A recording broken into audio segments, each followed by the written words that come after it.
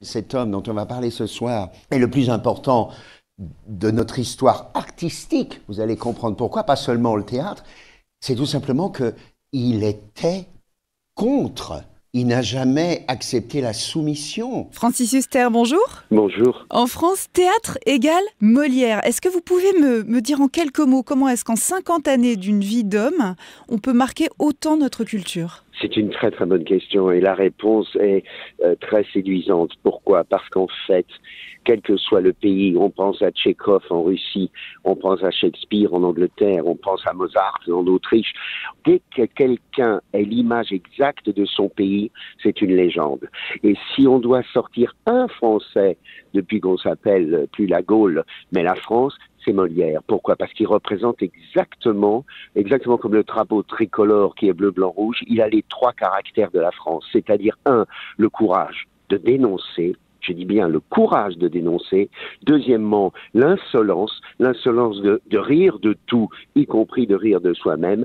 Et troisièmement, la tendresse humaine. Vous éprouviez ce besoin d'aller plus loin que l'image peut-être un peu réduite qu'on a de Molière, de nous réexpliquer tout ça ? Oui, parce que moi j'ai été le 463e sociétaire de la Comédie Française.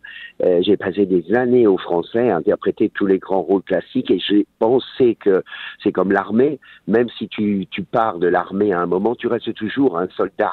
Et je pense que mon devoir, c'est de faire en sorte, avant que je sois plus là, que Molière, lui, reste définitivement. On est entre nous, je le dis pour tous ceux, toutes celles qui nous écoutent.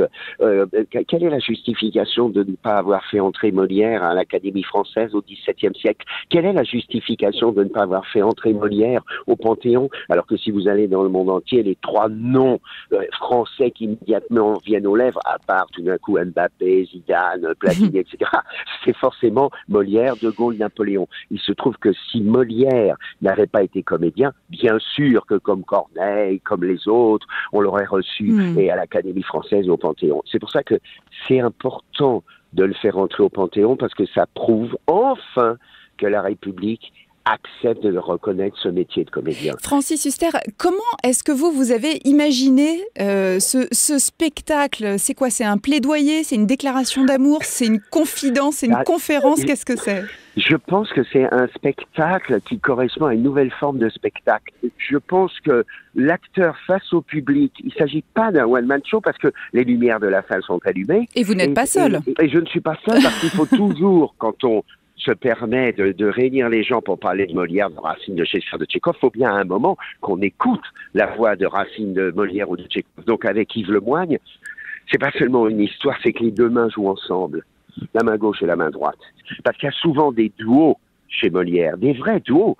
Tous les autres personnages sont là et ils sont vus et jugés par le duo principal, Don Juan Sganarelle, Philin Alceste, Célimène Arsinoé. C'est ça. Et ce système de duo, c'est parce qu'il a compris qu'il fallait associer 2 personnalités, 2 personnages, 2 rôles, 2 acteurs qui ont des rythmes différents.